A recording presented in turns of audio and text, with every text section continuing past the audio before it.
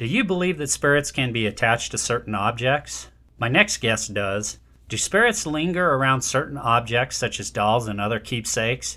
If so, is it dangerous to store and keep these types of objects around? And what can happen if a person decides to store these haunted items?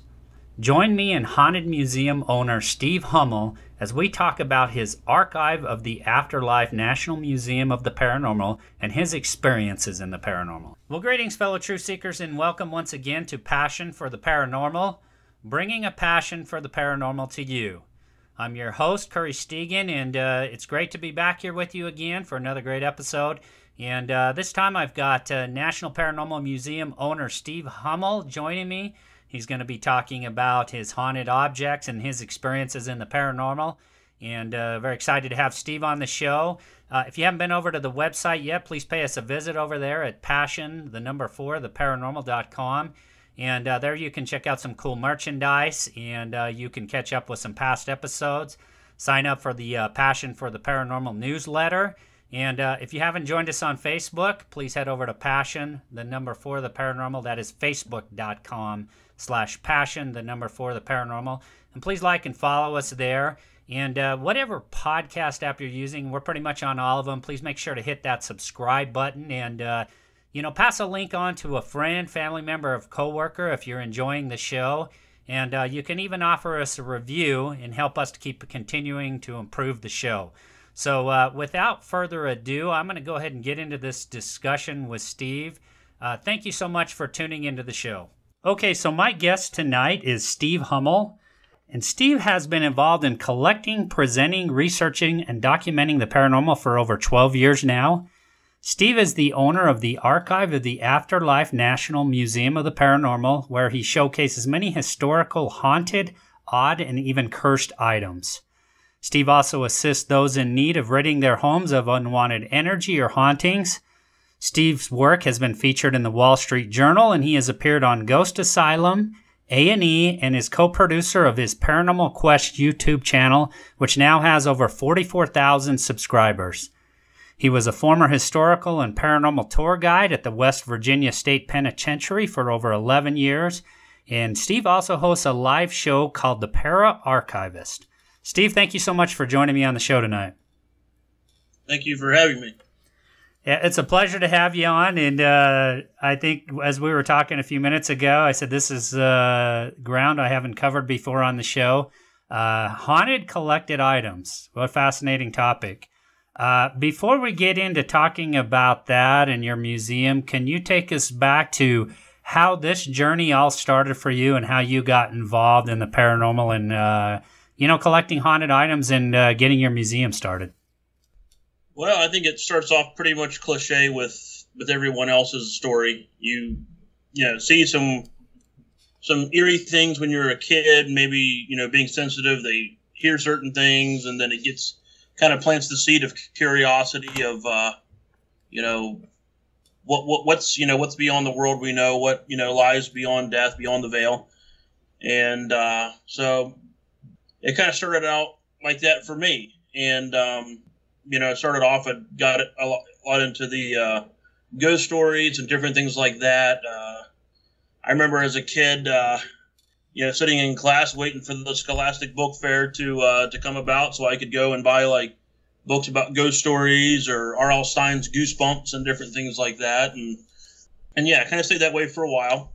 And then right about the middle of my junior high school time frame, I got involved acting as a volunteer actor for the local haunted house, which happened to be in the former West Virginia State Penitentiary. So that kind of spiked my passion and curiosity about the history of the place, and also a lot of the things that I would happen to see and hear and experience, paranormal wise there at the walls, as they call it. And then down the road, fast forward a little bit, around 2007, a friend of mine and a former coworker, Lori O'Neill, she was an employee there, a tour guide there, and told me that they were hiring for, they needed a gift shop worker and someone to kind of fill in on historical tours. So I put my application in, and luckily they hired me, and that started my over 11-year sentence, if you will, of being a tour guide at the penitentiary and just learning all I could. And it was no time at all when I got my curiosity built back up about ghosts and different things like that. And that's kind of how that got started. And I met my friends Ryan Zackrell and Dave Gear, the other two original founders of Paranormal Quest. One way, form, or the other, we met, we became best friends, and we decided to take our interest and passion for paranormal research and mix it with our passion for filmmaking. You know, I consider us one of the earlier, groups out there that started doing documentaries. Not the first, but one of the very few before it got popular. And we approach, the paranormal from a non-biased lens. Not everything's necessarily, dark, evil, demonic. Not everything's always, shadow figures and whatnot. It's a blend of everything. With our approach with filmmaking, documentary filmmaking, we tried to keep our minds open to everything, but be as scrutinous as we possibly can with what we consider anything that would go into our videos, our not films, but projects. So, in shorts, a little bit fast forward down the road, we ended up becoming reacquainted with another one of our friends we met through the prison, Jason, and he had been going through a little rift in his group that he founded, and we told him, hey, why don't you just start coming with us and be a part of PQ, and it'll be just like it used to be anyway. And that's why we went from 3 members to 4 members for Paranormal Quest. And during that time frame, I had a few businesses at the time. I had a gym and fitness center, I had a diner, and of course I still do my artwork. But my diner had an extra room. I didn't know what I wanted to do with it. And then after a trip to Gettysburg, I got the notion that I wanted to collect ghost stories and legends and different things like that, and haunted items. The haunted items kind of came along with that. I think a lot of people just assumed that because the theme of the museum, it was a place to bring items or whatever from their homes that they felt were active, and then down the road, some of the items I personally removed from houses because they were causing problems for people. And of course, with that, I decided to revisit what I initially went to college for. I initially went to college for church ministries at Warner Southern College in Florida, and now Warner University now, and attending a different school now, Omega Bible Institute and Seminary, and I just completed their spiritual warfare and demonology program. So for me, it's doing research, documentary filmmaking with my friends, and with that, any other point in my life, helping people with spiritual problems, especially if they're experiencing malevolent energy or the demonic, So yeah, that's kind of where it's come to at this point in time. Kind of a brief overview without going into an hour's worth of everything. Sure. Now, Steve, you mentioned having some experiences when you were young. At what age would you say you first had what you may classify as a paranormal experience? I would say when I'm going to go to 4 or 5 years old, in that ballpark. Saw a full shadow figure in the house that was my grandparents, and I'm currently staying in now. I stay there because I'm there to help them out, and they not getting around like they used to anymore, and which is why I was at the hospital today. I was going to bed. I was in bed. My brother was in his bed across the room, and normally my grandfather was the last to go to sleep. He would go through the whole house, check all the doors, make sure they're closed and locked, turn the lights out, and come up and peek into my brother and I's bedroom to make sure we were actually asleep and not having our headphones on or goofing off. And so as I was laying there, I got that feeling that, my pappy peeked in to say goodnight or check on us. And I looked up and I saw this black silhouette peeking around the door because the light source would be behind him in the hallway. And I said, "Goodnight, Pap." And no response, no nod of the head, no hand wave gesture or anything like that. And I thought it was really weird, and I had a really odd feeling about that. And then it seemed like a blink of an eye or two, the image was gone, and I was kind of nervous, but kind of like, why wouldn't he answer? Why wouldn't he acknowledge? So I got up within probably 10 to 15 seconds of that, went to the door as it was cracked open and looked straight down the hallway at he and my grandmother's room. The door was wide open, and he was in his bed snoring asleep. He had been asleep for a while, apparently. So I don't, what I saw didn't even really look like him. I just assumed it was him. So that was the first thing I'd really seen that I can recall of something that would be paranormal or ghostly or whatever that was. Now, did they continue on through childhood, these experiences? Did you have frequent experiences after that as a child? Or were they kind of an occasional, kind of just once in a while thing?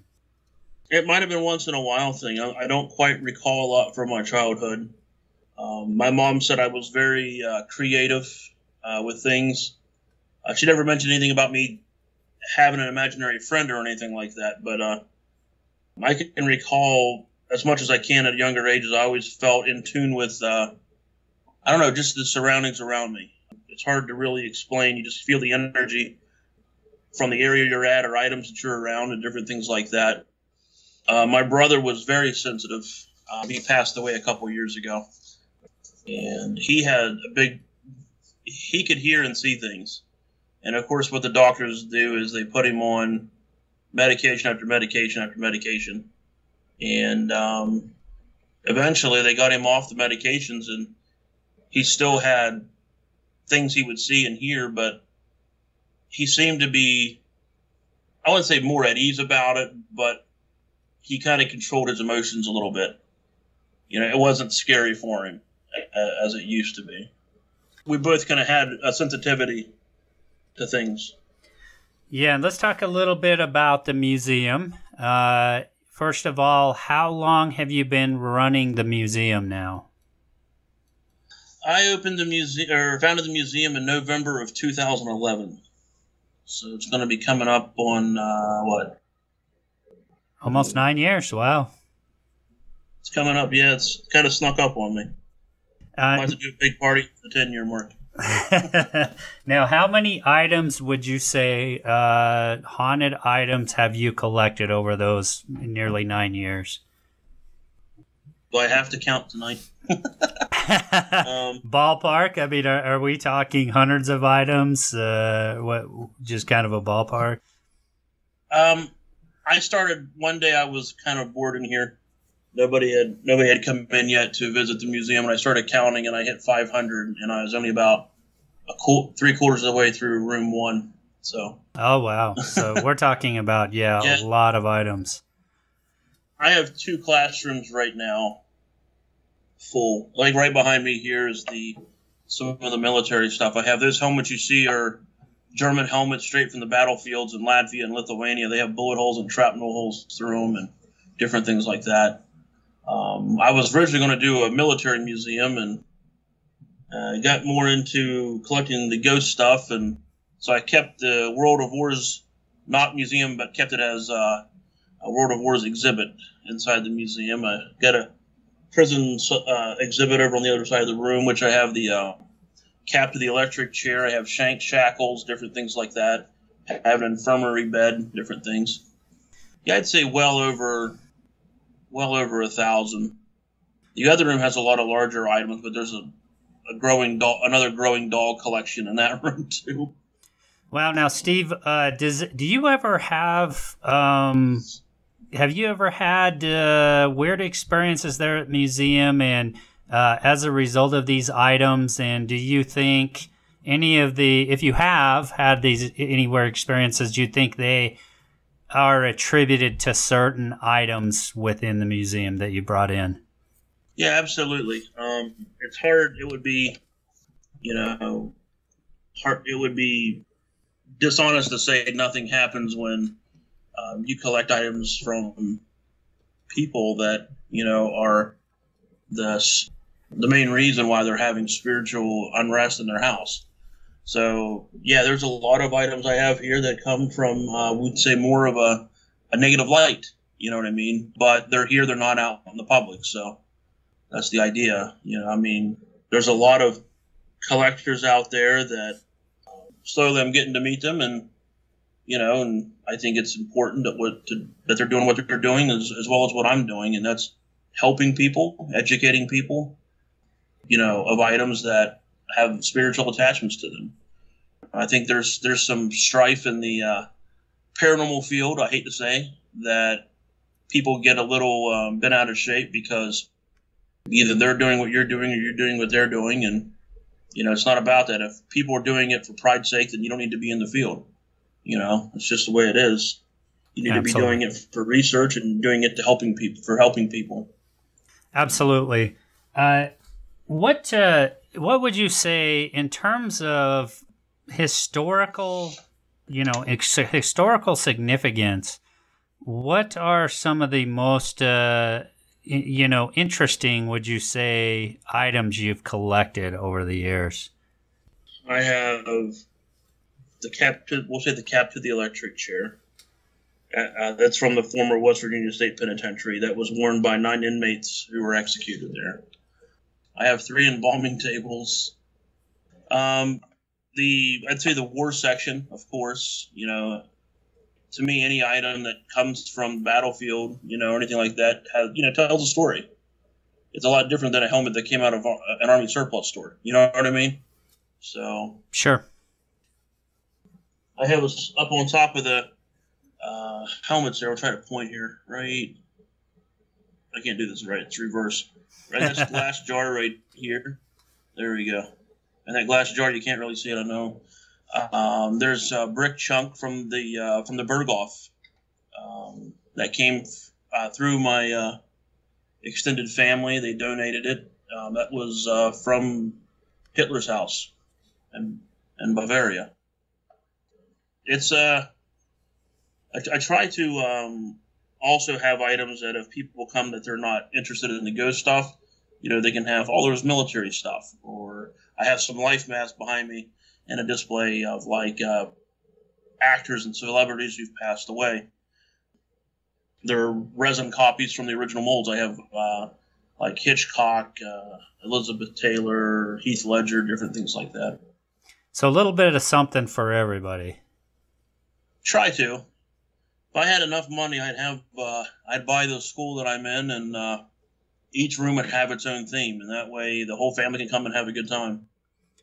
Now, Steve, as far as visitations, what kind of hours do you run, and when are you open? When do people come and are able to view your items in the museum? Well, we have on seasons and off season hours. On season, April 1st through November 30th, Tuesday through Saturday, 1 to 6. The off season would be December 1st through 28 or 30 days in March. I can't remember. The end of March. December 1st to the end of March is just Friday and Saturday, 1 to 6. Okay. And now you've had a lot of items. And I think you mentioned something about this on the Facebook page that people have brought in. Maybe they feel like there's some sort of negative entity attached to that. What do you do at that point? I mean, you have to have some concern about your own protection. What the possibilities could be, the negative repercussions of collecting these items. How do you kind of deal with that and handle that? Well, because you asked, that's how I always respond, because I get asked that a lot. I come from a Protestant Christian background, so for me, I have the armor of God, and for me that's all I need. I don't need a Band-Aid for things.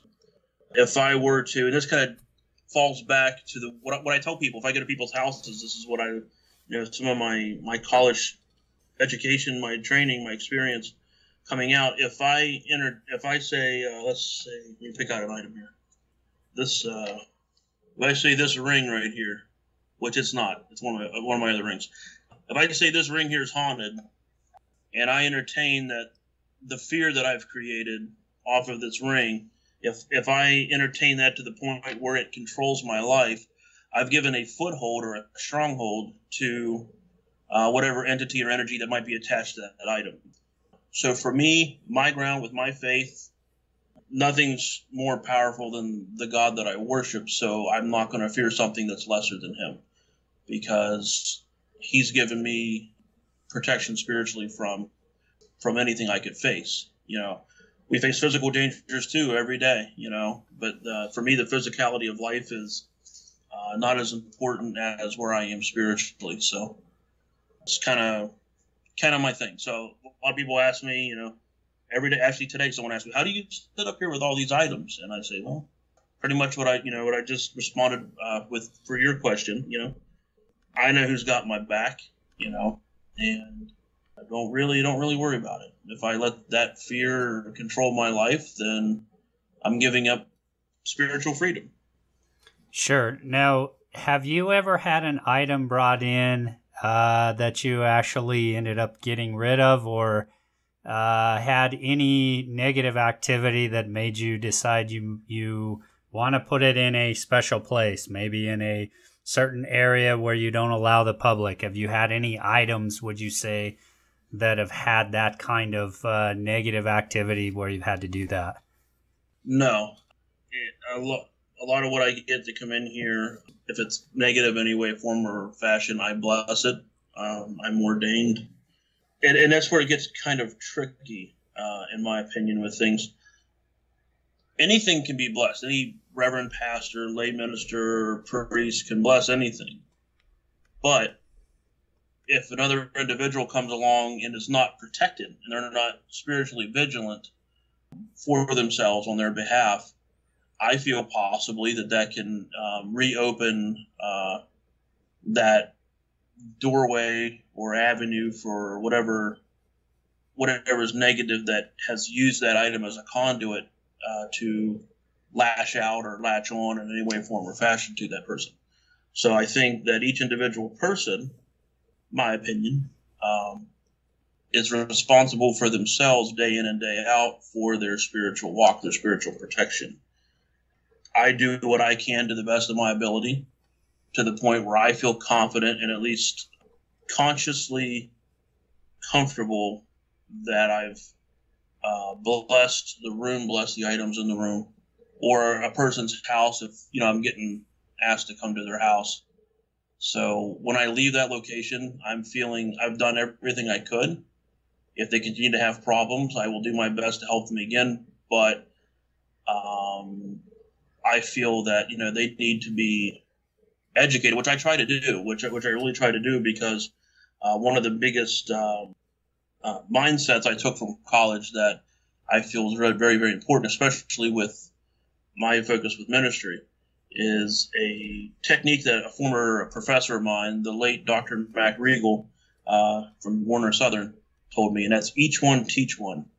So if I am going to learn spiritual protection, demonology, and different ways to help protect myself, my loved ones, from spiritual attacks, spiritual oppression, and different things like that, that it should be, second nature for me to pass it on to somebody else if they're having the same problem. There's no sense of being, stingy, if you will, about that experience, the knowledge, and different things like that. So every person that gets a hold of me to say, "Hey, can you come to my house? We're having issues," or what, anything like that, from the moment I talk to them and or the moment I walk into their house, I try to be upfront and honest with them. I say, "This is the avenue I'm coming from spiritual protection. Are you comfortable with that?" And if they say yes, it's, we move on with me trying to talk with them, educate them on the proper, guidelines on what to follow and continue to follow for their spiritual safety and comfort. If they say no, I said, well, I'm not going to be able to help you, but I have a couple of my other friends that deal with the method that you're wanting for your house. And then I'll, direct them to those people. Now, have you had visitors to your museum who have had experiences there, and to the degree where they had to get out, they had to leave, anything along those lines? Yeah, we've had that happen during the daytime, and we do public and private investigations here at the museum as well. There's 2 cases that have happened. One at the old location on Jefferson Avenue, one at the current location here on 3rd and Cedar. It was with the same doll. It's a porcelain doll's head. That's all it is. And we call her Lydia because we started just giving names to the dolls because people would come up to the desk and go, what's with this doll over here? Well, I'm like, well, which one are you talking about? There's like 20 of them, And this one particular one we call Lydia at both locations, 2 different ladies, 2 different times, obviously, made the 2 different ladies nauseous, and they left and went outside and waited for their friends and family to finish their tour. And I offered them their money back, and they said, no, don't worry about it. I just felt real nauseous, and they just happened to look at her. And they wouldn't come back in, would they? No. I mean, the doll's head, just a small little doll's head. And the weird thing is, even when I got it, and I can't remember who donated it, sometimes I'd have a volunteer at the museum, because back when I was working day tours at the prison, I wasn't always at the museum when people would donate items, so I didn't always get the backgrounds of certain items. And but from the very beginning, and even now, I don't feel anything negative about the doll. I think a lot of the general, entities here with the items feel that they know that they have a place here, that they're going to be at least respected and not thrown into a landfill or burned or broken up like happens in a lot of cases. So, but I think for the most part, most of the entities here are pretty, I guess you'd say, laid back. They're not aggressive or anything like that. We do have a few items that I continually just try to keep a mind's eye about. If they're going to start feeling more and more negative again, then we have to, redo the blessing and different things like that. Interesting. Now, you also talked about you help people to do, rid their homes of unwanted energy. Now, have you personally felt like some of those areas have been dealing with perhaps demonic oppression or demonic entities? I think that's anything demonic, I think, is, I don't want to say rare, but because, again, with my belief structure, my background, that type of entity is very manipulative. And if a person is not worried or focused about that, they're not going to look for it. I was always taught in school that the greatest enemy that you'll have is one that convinces you he doesn't exist. So if you're not mindful about it, then how do you know to look out for it? That's just my take on the matter, my opinion. And I think in some cases, yeah, they do. They do have issues with that. And I think people in general have become so desensitized to that area of paranormal, if you will, through movies and TV shows and stuff like that, that they don't take it seriously. It's like you give a kid an action movie that's real violent, or a war movie that's real violent, or a video game. Eventually, the sight, if you will, of the violence, the gore, and stuff like that, it's not going to be as traumatizing as it was when the first point in time that he played the game or watched that movie or TV show. So I think that applies with the paranormal movies that are out now, where everything is spinning heads and pea soup and people getting thrown clear across the room. So, and it doesn't help the paranormal field out. I mean, they're entertaining movies. I've watched them. They're fun to watch. But people that don't research the paranormal, the people that don't get out there in these haunted hospitals and in jails and prisons and whatnot, the people that do it for a weekend, something fun to do. They're not really aware. They don't really know of the potential dangers that come with that. Would you say that some of the people have jumped to conclusions that you've dealt with that something may be perhaps demonic? Do you feel like at times people have been quick to make that assumption? Yeah, absolutely. There's this one particular family here in town, and they swore up and down that their house is haunted. They think, something malevolent, something's throwing stuff across the room, and this, and that. And we went a couple times. I took two different groups of my friends. Some of my friends that really didn't believe, some of my friends that were avid researchers, and didn't find anything. I had some of my friends that are mediums. They didn't pick up on anything. I'm an empath. I didn't pick up hardly on anything at all. And I honestly think that I'm not saying an address or names, but I think there was a lot more of, we'll say, supplements and different things like that could have been causing their issues. Yeah, you certainly have to take that into consideration when you are dealing with clients. I've been investigating the paranormal for a number of years as well. Not as much in the residential realms, more in businesses, abandoned buildings, some residential, but not very much. And you do have to try and, I think, be as objective as you can and try to go in with, an open mind and not assume that what the person's telling you is what's going on. Again, that's just my take on it. Another Right. thing that I kind of thought of as you talked about the museum, and I'd like to get your take on it. I'm kind of a firm believer in the idea that the energy you bring perhaps is maybe the energy you attract. I'm wondering what your thoughts are on that. Yeah, that's an interesting topic. All right, I thought, because I've been really curious of how the term chemistry comes to mind, how that transfers over from this side to the other side of the veil. Like you could meet somebody for the first time and think, I'm very comfortable. You could be a really good friend or, whatever. And you just kind of click. You have that, that chemistry that works well. Well, I've always wondered, does that transfer over? If, I walk into a room and the entity or entities that are in that room, maybe my chemistry doesn't match up with their chemistry. Maybe if my friend Ryan or Dave walks in and their chemistry, matches up better, does that, that may or may not improve what evidence we're able to document at said location.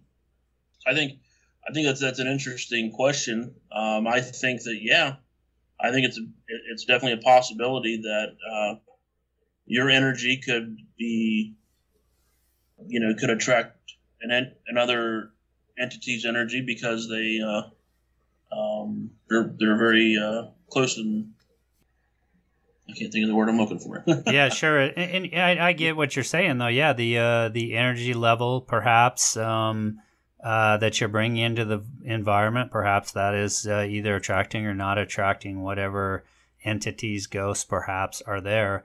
I've always kind of been a firm believer, if you go into a location already highly fearful, and we've had people, I've worked with a few people that have went into locations already fearful, so they're already coming in with a heightened sense of fear, and, perhaps that's clouding their judgment and their ability to actually investigate.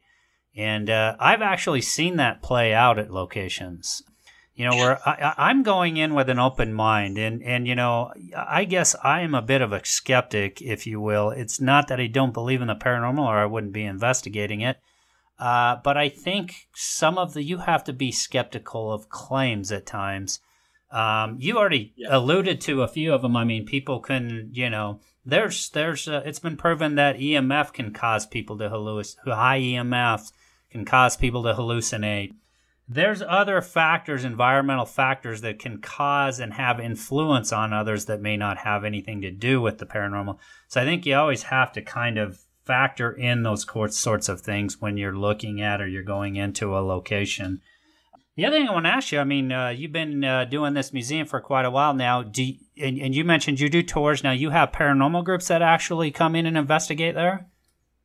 Yeah, we've it's the museum's now located in the Sanford Community Center, which ironically is the grade school that I went through all 6 grades of grade school in. But I've been on the board of directors here at the community center for about 8-9 years now, and I was able to get the okay to start doing overnights in the school.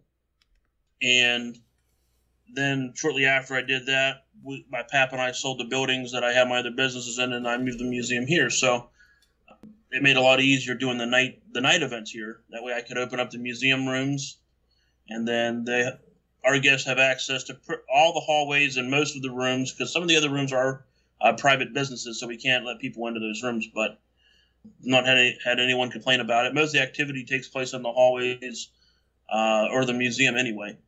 So we do public events normally once a month. They're $10 a person, and the private ones we book weekdays or weekends, and that's 11 p.m. to 5 a.m. for $200 flat.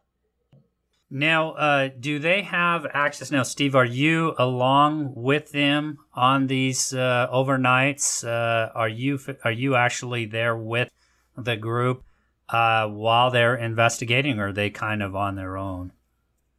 Oh, absolutely. I have a few items in here that are pretty valuable. So I normally, my friend Vicky, she volunteers. She's also a co-curator. She will do the walkthrough, get them acquainted with the building. They'll end up here in the museum rooms, and then from here they're free to go about wherever they want. She and I normally sit right here behind the desk just to kind of keep an eye on the items and be here if anyone has any questions. Sure. I mean, you have to protect your investments, right? Yeah. I can imagine you've gotten a lot of groups out there that have wanted to come in, and now you've been featured on TV and whatnot. I imagine it's garnered some attention. Here and there. Yeah, it's not a very big school. I think that dampers a lot. I think a lot of people that are coming that aren't really with paranormal groups, it doesn't look as doesn't have the aesthetic of being a Gothic style prison or an old hospital. But I think a lot of the groups that come in here privately, the guys who do a lot of the guys and ladies that do the research aspect of it, I think they have a pretty good time. Now, have you had groups have repeat visits there, the same group, where they really want to research and continue documenting and conducting investigations there? Yeah, we've had a few groups that do repeat. I definitely need to advertise a lot better. I need to have a little bit more. My friends keep telling me have a little bit more faith and confidence in the museum. I tend to be a naturally born pessimist, so I get real. I think I worry too much if people aren't going to have a good time or anything like that. But everyone that's come here seems like they've had a good time, so I'm start listening to my friends a lot more. Now, talk about you did tours at the former West Virginia State Penitentiary, I think was the name of it. Talk about, yes, there had to have been some interesting experiences there. Talk about, what it was like doing the tours there, and, if you had any strange or unusual experiences there. Yeah, that place, it's a whole different world, really. I've been to a lot of haunted hospitals and different things like that, and jails, and they're amazing. I love history, whether it's a little place or a big place, but the former West Virginia State Penitentiary, in my opinion, has almost the perfect recipe for various types of hauntings. And that's from residual hauntings, intelligent hauntings, demonic activity, just anger, sadness. It's just one big cesspool of everything. The prison started in 1866 in the summertime, and it closed in March of 1995. That's about 129 years. Now it's about 10 acres. The original prison was about 5 acres. But starting about the 1920s, from what documentation they've been able to find, until the closing of the prison in March 95, you had documented 998 deaths. And according to some places, it's not a lot. But these deaths were very, very violent deaths. You had 2 officers killed, suicides, tuberculosis, but the majority of them were murder. That was inmate on inmate violence. And keep in mind, 1866 till, let's say, midway 1920s, there's still no documentation of how many were actually killed in that time frame. So you can say well over 1,000 deaths, especially from 1885 to 1887. And there's a report you can look up. It's called Under the Lash, November 30th, 1886, and the Cincinnati Enquirer. The assistant superintendent or assistant warden, Wilkerson, confirmed, he quit his job and confirmed in this interview of what Warden Peck, Superintendent Peck, was doing on the lines of punishment. And according to Wilkerson, these methods that Peck was using for punishment would actually belittle the Spanish Inquisition. There are multiple forms of punishment, according to Wilkerson, but the 2 that stood out were the kicking jenny and the shoe fly. Basically, the shoe fly, the inmate was 4-pointed and put into a rack and pinion. So he can't even move. He can't even move a muscle. He can't even pivot or move his head in any direction. And he was waterboarded until he either went crazy or he drowned. So there's murder. That was not carried out by order of the state. That was the warden himself acting, as I would call it, in the God complex, pretty much. The other method that stood out, according to Wilkerson, that Peck used was the kicking jenny. And the kicking jenny would be a board in the shape of a half of an arc that would start at the ground and go up about 3.5 feet, maybe 4. So you'd have an arc starting here, and it would come up this way. So you'd have half an arc that way. Now, where the decline is at, the inmate was placed standing at the foot of the decline of the bench, the bench, we'll call it, and his feet were shackled to the ground. Now they would remove his shirt, lay him over the board, and they would pull down on his arms to the ground so they could shackle him to the ground with the point that the shoulders were almost dislocated at the joint. And then the warden himself, unless he had an officer do this, would take a 3-foot, 1-inch thick leather strap called a rat tail. Eventually, that would evolve into a cat nine, and it was sole leather. But the warden or the officer that was going to do the whipping would take that whip, soak it in water, and then roll it in sand. And he would whip that inmate until he was tired, to the point where some of the inmates died on the kicking jenny. If they survived it, it was reported that they would carry open wounds for upwards of a year after their beatings. So that's how severe they were. Now, in the Cincinnati Enquirer, in an interview, the person conducting the interview asked Wilkerson, how many died from this? He says, I can't remember all the names. They were too numerous for me to remember. But he did say that Peck was there for 2 years, and every month that Peck was there for those 2 years, a minimum of 2 inmates died per month. So that puts you at 48. I think it was 48 deaths. And if you take 48, place it on 998, you're at 1,046 deaths already.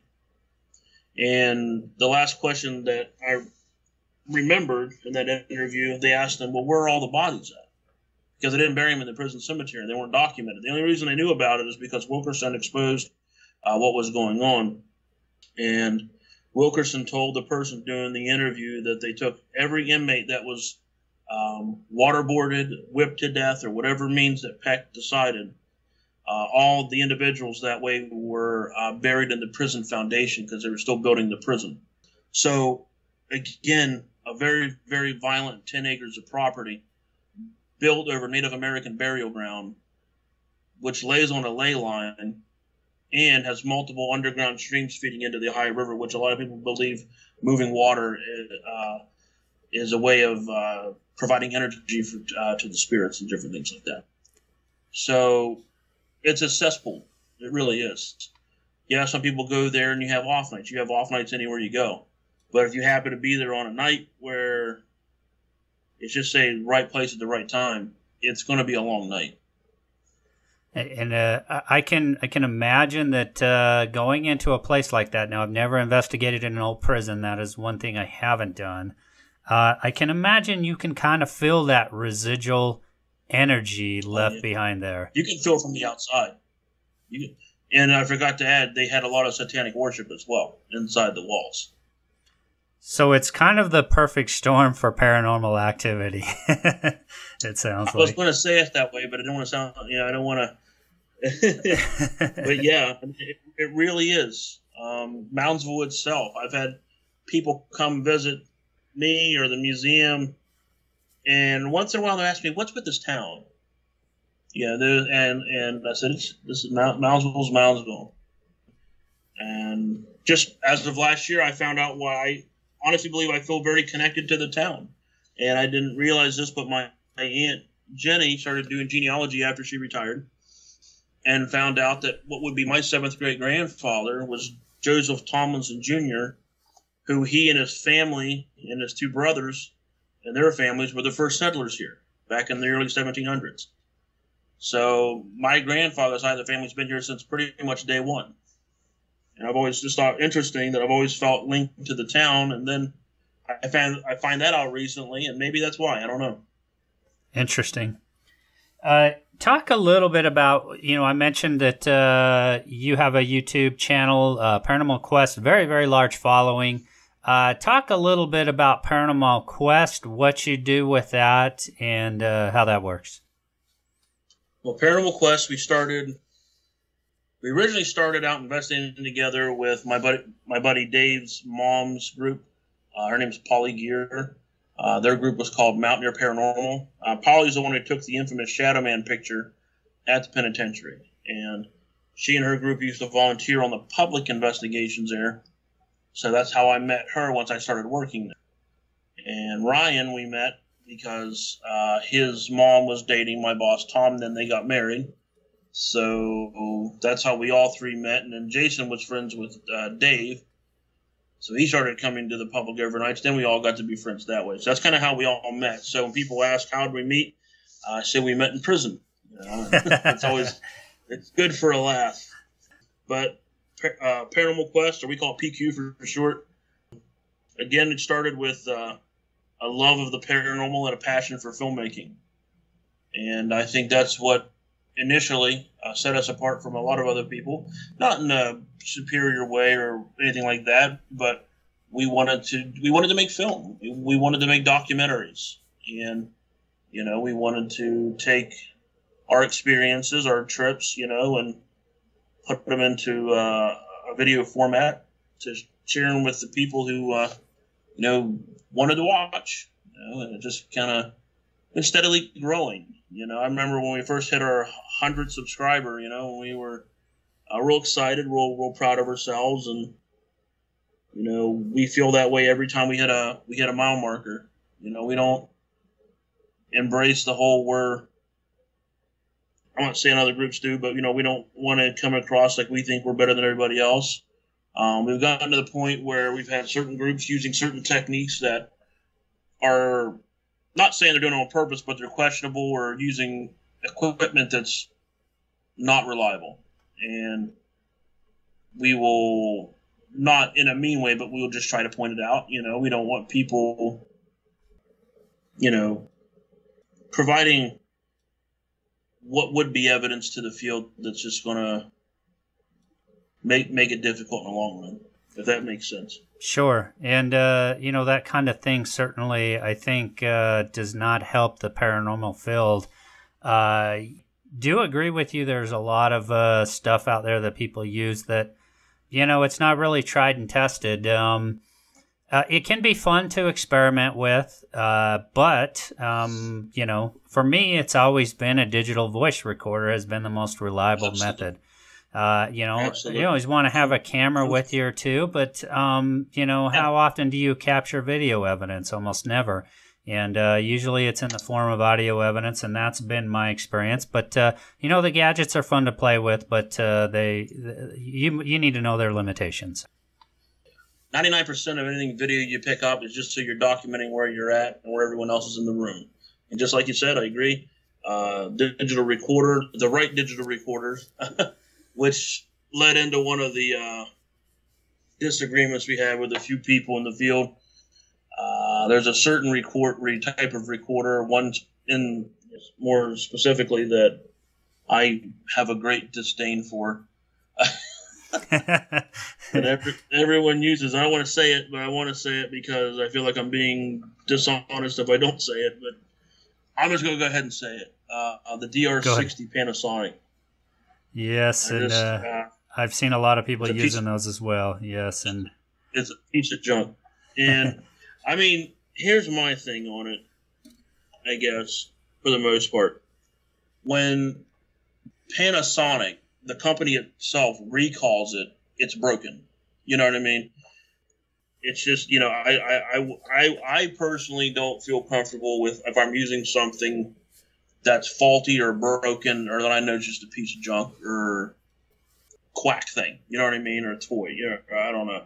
I mean, we'll experience with certain things, different things like that because it's fun. But a good Olympus or Sony, or we also have a Tascam. We've gotten some of the best EVPs that we've ever captured on those. We can walk away from the each episode or look back at each episode and at least tell ourselves we don't feel like we led people on. Sure, yeah. As we wrap up here, Steve, you said you have your protections and the things you do. Has there ever been a time when you've been genuinely scared or had a very frightening experience investigating? I found out that just came to mind the way you asked that. I think it helped me.